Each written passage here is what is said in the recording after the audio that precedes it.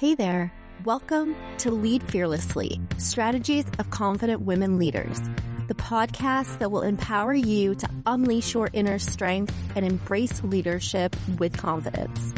I'm your host, Katie Winchenbach, and I'm excited to have you join us as we dive into the experiences of extraordinary women who've shattered glass ceilings and redefined success on their own terms. Get ready to be motivated, challenged, and equipped with the tools and strategies to lead fearlessly in your own life and career. I am excited to welcome our guest for today, Stacey Schuler-Cannon. Stacey is a real estate trainer, coach, the owner of the Homes Group, which is powered by EXP Realty. She is also the founder and president of her foundation, Take Me Home. And full disclosure, she also happens to be a very good friend of mine. Stacey, welcome. Thank you. I'm excited to be here. This is such a cool thing you're doing. Thank you. Let's kick it off. We're going to dive right in.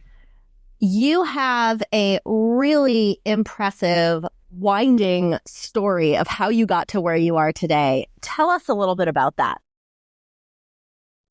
All right. Well, it's probably a winding story just because I'm old, but career-wise, undergraduate degree from the University of Alabama is actually in sports journalism. Did that for several years, both radio and television, and then just decided I needed more of, frankly, an intellectual challenge. So I went back to graduate school. I have a master's in EDS and part of a PhD in organizational psychology and human behavior in the workplace. So I did corporate consulting using that skill set for 16 years, I think it was. Worked in Fortune 500 companies, worked all over the world doing sales team development, a lot of team conflict resolution, leadership development, all of human behavior skills in the workplace specifically. And it was just kind of another one of those, I guess I get restless after a certain period of time, but I started sort of rethinking what got me passionate and fired up and out of bed in the morning. And I went and met with a number of different people and did informational interviews looking at all kinds of career paths and landed on real estate because, strangely enough, it was the perfect marriage of the undergraduate communication degree and the graduate human behavior degree. Real estate, and especially as a coach and helping other folks develop businesses, is absolutely the marriage of those skill sets. So I've done that now for almost 15 years. I love everything about it. I love the challenges. I love the humans. I am excited to get out of bed in the mornings and get to do what I do. I love that you focus on being excited about getting out of bed in the morning, because I think that's something when a lot of us think about careers kind of gets left behind. I would agree. It's amazing how often I talk to folks who, yeah, my job's great. It's fun. I'm good at it. It makes a good living, but there's not any passion behind that conversation. And I know that it's easier said than done when you start looking at a career pathway, but I'm firmly of the opinion that the money and the success will come when you do something that you are passionate about. That's important to me. And as you've been making these changes, in ways your careers have been related and have leveraged similar skills, but in other ways, they're kind of total 180s. And I think it takes a lot of confidence to be able to recognize that you're doing something you're not passionate about and you want to make a change. How did you navigate those transitions and build confidence in the skills that you had? I think there's probably two parts to that. That's a heck of a question, actually. The first piece to it, I think, is internal, and it's just wiring. I've had the benefit of some amazing business and personal development coaches and teachers over the years. And one of my favorite lines has always been, feel the fear and do it anyway. So the reality is, sure, big changes can be scary, but that's a function of choose your part, isn't it? You can stay where you are and maybe not feel fulfilled and passionate. And that's a different kind of hard and a different kind of fear. Or you can feel the fear and make the change and aim for all the things that are on the other side of it. And then I think, honestly, the other part is having the right people around you, professionally, personally, everything. When you have folks in your life who encourage you to dream big and to go for it and push you, friends like you, it makes all the difference in the world. It's a whole lot easier to feel that fear and still go for it. I'm grateful for that. What advice would you give to someone who may be more at the beginning of their career, who's trying to figure out how to find that passion and how to feel confident in those decisions that they're making? So I think the first thing that I would encourage somebody to think about is, what do you just enjoy? What are the activities in life? What are the kinds of people in your life that do make you feel fulfilled, that make you feel inspired, that make you choose to grow? And I think that's the place to begin to explore what are the career paths that put you into that type of an environment. That's the first part. And I'm not sure we teach young people that enough in this day and age. It's so much about go to college, pick a career, pick a major, now go. And I don't know that there's enough time spent really examining who are you fundamentally, who do you want to be as you grow into your life and into your career, and who are the people you most enjoy being around. I think that's where it has to start. You talk about your career path in a very linear way, and you're like, I've done this, I've done that, and you have all of these incredible accomplishments. But I know, because I know you personally, that it was not without struggle and without some stressful times and potentially even some failure as you've been going along. How have you built up resilience to that and really continued to just push forward without getting discouraged? I think first and foremost for me, failure is the only way that you get to learn. So I was taught from a fairly early age, and hopefully one of the deepest lessons that we've been able to give our children is celebrate the failures, the mistakes, the times when you go down the wrong path and you have to backpedal, because without that, if everything is smooth and easy, you never learn. So for me, it starts there. I'm perfectly okay with messing up because it's going to make me grow. You're right. There have been plenty of crazy things in my career, and my pathway has definitely not been linear. It's certainly been up and down and sideways and backwards. You don't go through 2 career changes before the age of 40 and not know that that's the case.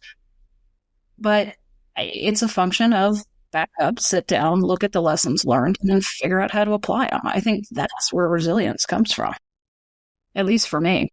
And I think you're an excellent example of resilience, because not only have you gone through multiple career shifts, but you've also had some personal experiences that really have emphasized just how resilient you are as a human. So can we talk about that for a little bit? So I am an older, we'll phrase it that way, athlete, somebody who's always enjoyed an active life. I've played lots of sports. I've spent plenty of time in the gym and sort of let that tailor off a good bit while I was especially in my 40s. Just life got in the way and those kind of things. But 5 years ago, I went hiking on Christmas Day and slipped on, I don't know, ice, wet leaves, something. But the end result of that, I dislocated every joint on the right side of my body and herniated 2 discs in my back badly enough that it looked like my spinal cord was cut in half. And you're right, moments like that, you really only have 2 choices. You give up or you dig deep and find the resilience, because I was in a wheelchair. I literally could not walk. I spent most of the COVID pandemic, when we would escape the house and go somewhere, my husband and sons would offload me from the car, set me on a rock, and then they would go play football while I just watched. That was all I was able to do. And the surgeons wanted to put concrete in the base of my spine and order me a forever wheelchair. And she was a very nice lady, so I thanked her for her time, and I went and found a different path. I just can't imagine giving up so much a part of myself as an old athlete, as somebody who wants to be an active part of my kids and one day my grandchildren's lives. So It took me almost 3 years to really be anywhere near back to normal. I had to relearn how to walk. I had to really work hard to get past the nerve damage that was all down my right leg and find some sort of well of survival as much as resilience and do the work. I would go to the gym. I would cry through leg workouts because it hurt, but same concept, right? Choose your heart. Workout can hurt, but a wheelchair would hurt me a lot more for a lot longer. So it's been an experience. I'm probably now almost a year into really being whole again and able to do the things that I want to do in life. And I'm so impressed hearing that story. I mean, for several reasons.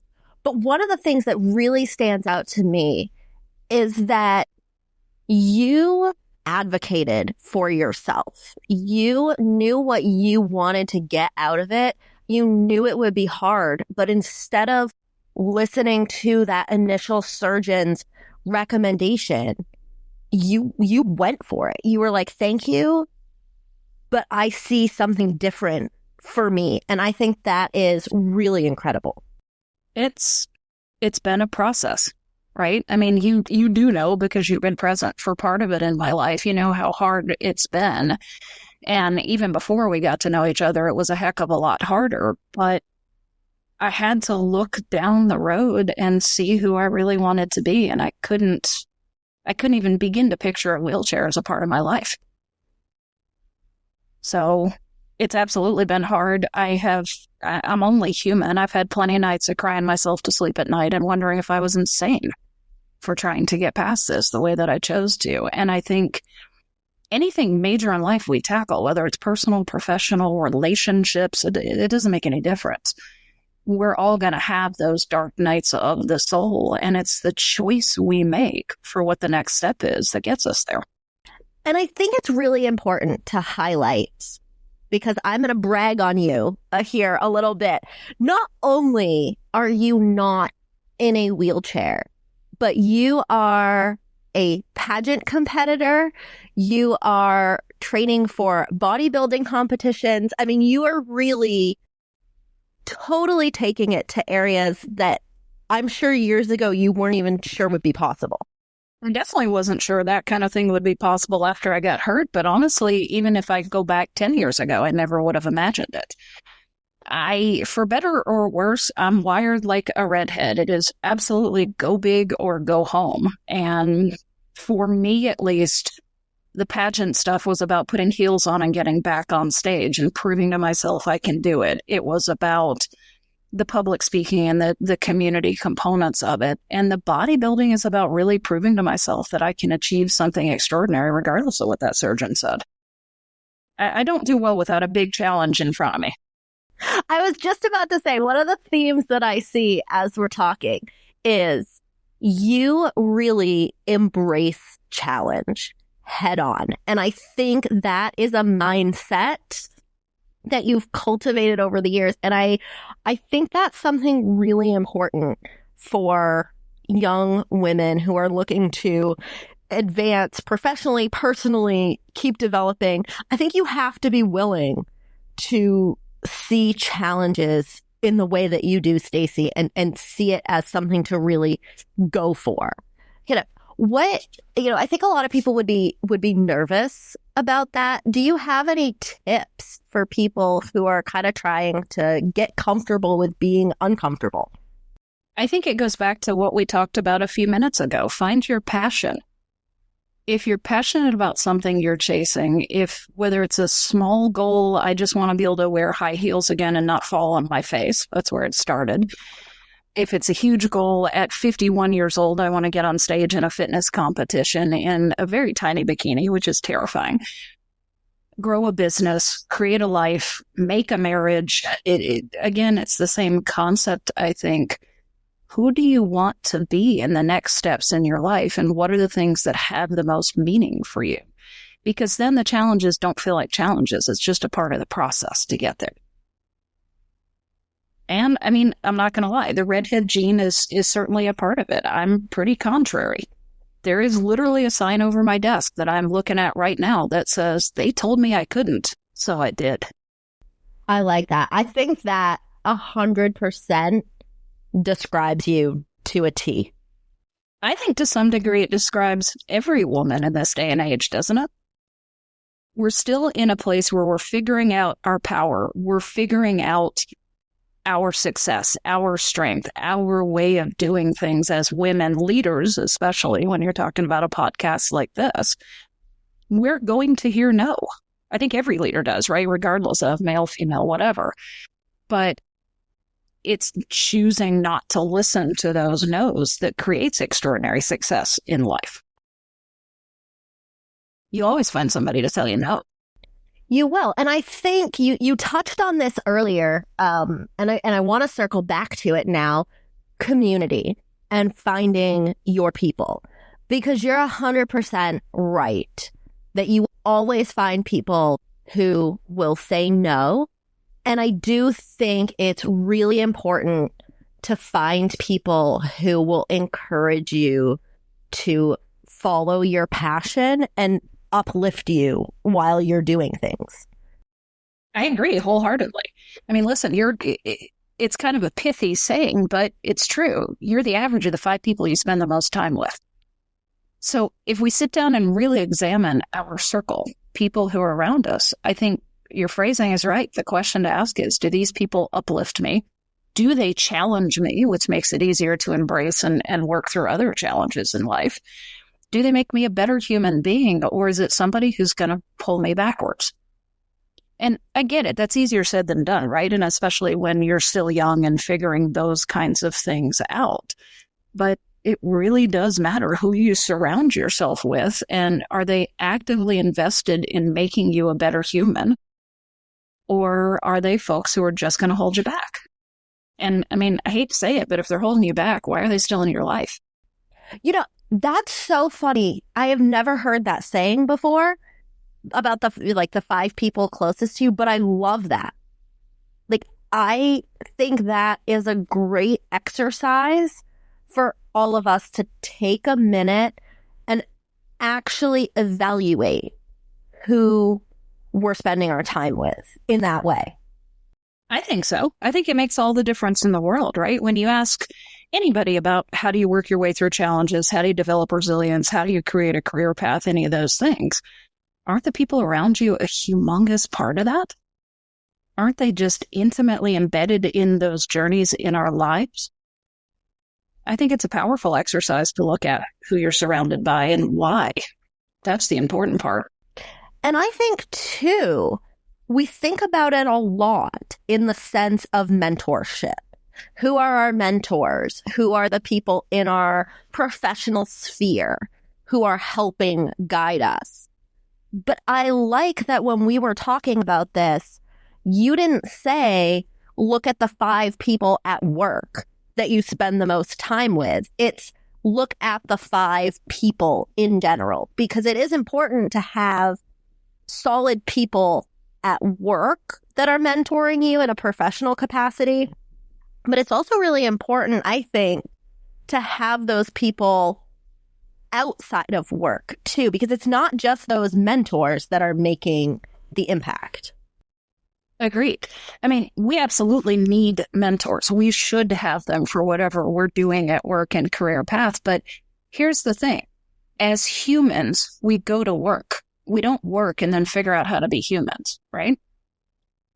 So if that's the case, the humans around us who impact who we are fundamentally inside, that's where it has to start. It doesn't matter how extraordinary a mentor is. If the human is showing up at work with baggage, with struggles, not handling challenges effectively, the mentor can't do anything. I think it starts with who we are as humans. I think it does too. And I think that's why community is so important. And you've taken a really big focus on community, not just in the fact that, you know, you're very intentional about the people that you spend time with. And I can say from personal experience, are very supportive of the people in your circle. But you've also taken the initiative to create a foundation to help those in your community. Tell me how that came to be, and what was it like to get something like that off the ground? Oh boy, this is a part I've been excited to talk about today. So the foundation itself starts with both my husband and I fundamentally believing that if you are fortunate enough to have a good life, to have a successful life, however you define it, I think there's a moral, ethical, call it what you want. There is an obligation to care for others who maybe didn't have the same opportunity or same advantage. That's just something that's incredibly important to us. We've tried to instill it in our kids. We try to instill it in everybody that we're surrounded by. But so as real estate professionals, for me as a broker, and my husband is a mortgage professional, one of the things that he and I have seen for years and years is how incredibly difficult it is for first-time buyers in general, but especially first-time buyers in for particular populations. And the reason that it's difficult is not so much houses are expensive and there's not a lot of inventory. We all know what the headlines look like right now. But it's more about that life perspective, right? So think about one of the populations that we choose to work with is adult foster children. Foster kids who age out of the system, who do they go to for guidance or ideas? They don't have parents if they've aged out of the system. They don't have somebody who's going to say, here, let me gift you your down payment. They probably don't have somebody who's able to say, hey, I own a house. Let me walk you through the process, right? So there's a gap in the dream for them. Same thing happens with immigrants to the United States. We see a ton of it with veterans who have come back from serving maybe overseas or in conflict. There's a gap in their dreams. And then also first responders, because frankly, we just don't pay them well enough for them to be able to dream big in too many instances. And so as we've watched this happen, we've always sort of both gravitated towards working with first-time buyers, but we recognize the difference that homeownership makes to generational stability.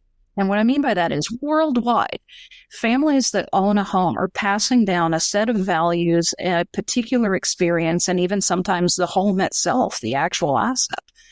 They're passing down those things to the generations after them. And we know that statistically, they are far more likely for the family to remain intact, for the children to become educated, for careers to grow, all of those things. And yet right here in the United States, we identified 4 different populations that often don't even believe they ever can own a home. So that's where the foundation came from. We sat down and said, where are the gaps in this system for those people and how do we solve it?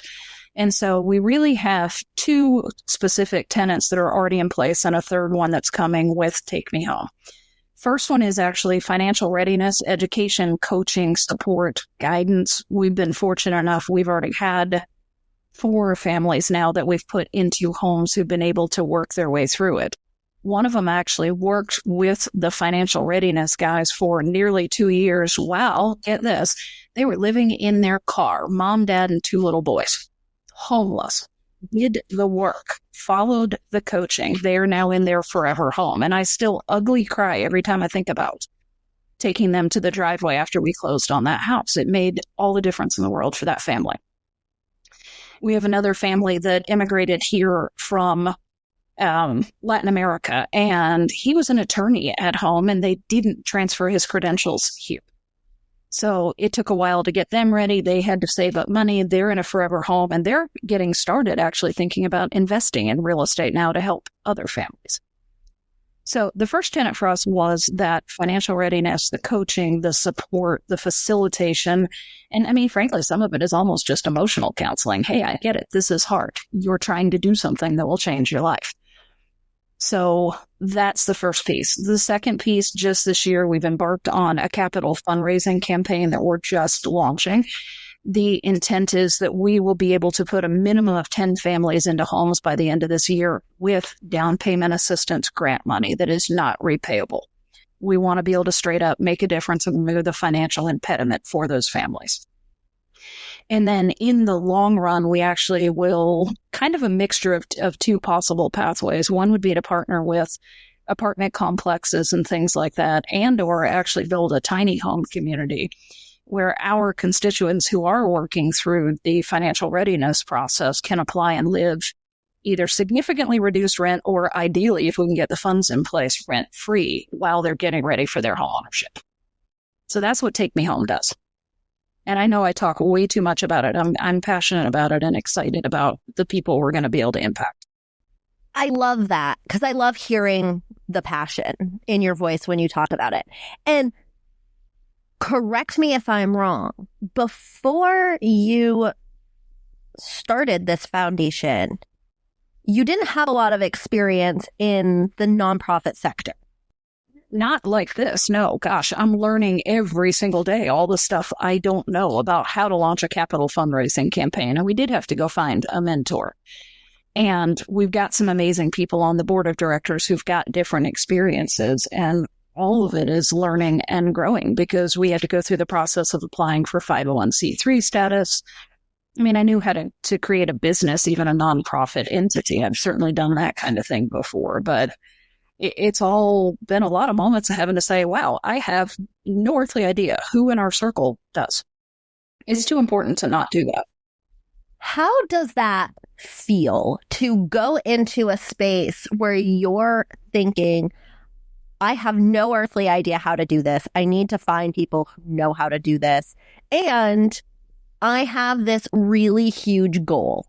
Like, I'm going to put it out there. I'm going to say it. Like, I'm going to manifest this incredible thing. What does that feel like? Because for me, that seems so scary. The goal is too important to risk it, I guess is the first answer I have to that. We can make such a difference in so many people's lives. Part of our tagline for the foundation is impacting generations one home at a time. Right? So if I think about it and break it down as one home, where's the first down payment grant coming from? And be willing to go and talk to people about it. But I think the other part to this is, frankly, I'm a bigger coward if I try to pretend I know how to do something I don't. I'm going to cause an awful lot more heartburn for myself and everybody else that way than simply raising my hand and going, I don't know. I need some help. There's a lot of power in asking for help. And I think all of the work that you've been able to do with the foundation in such a short amount of time is a really great illustration of that. And that's just something I want to highlight for folks listening, because I think a lot of times we feel like we need to do everything on our own, and that's not the case.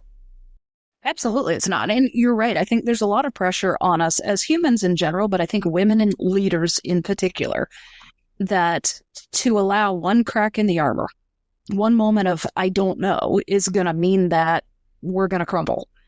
And I think there's still that perception out there that that's certainly likely to happen. But to my mind, the deeper strength is being able to say, I don't know.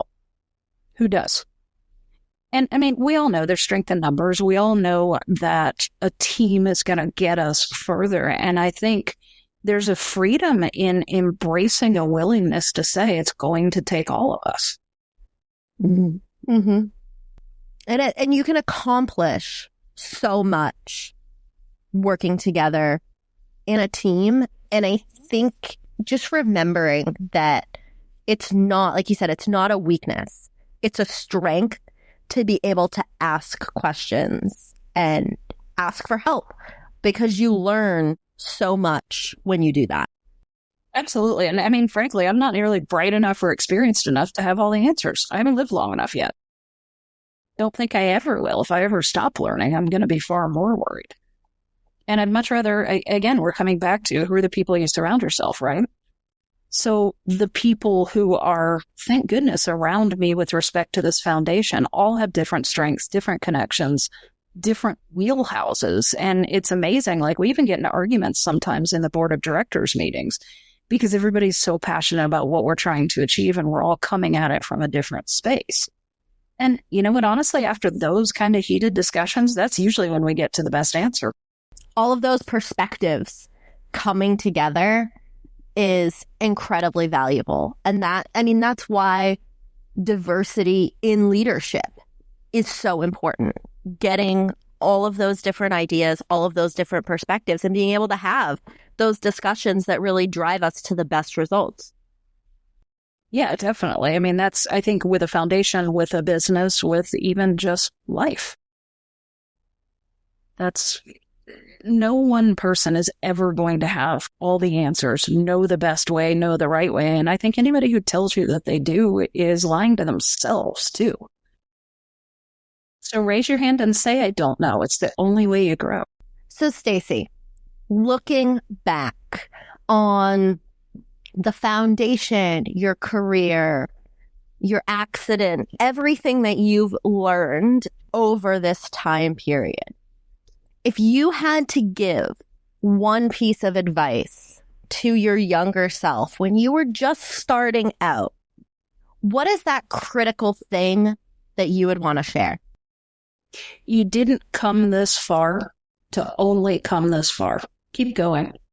I wish I had learned that and embraced it a long time ago. Second best time to plant a tree, though.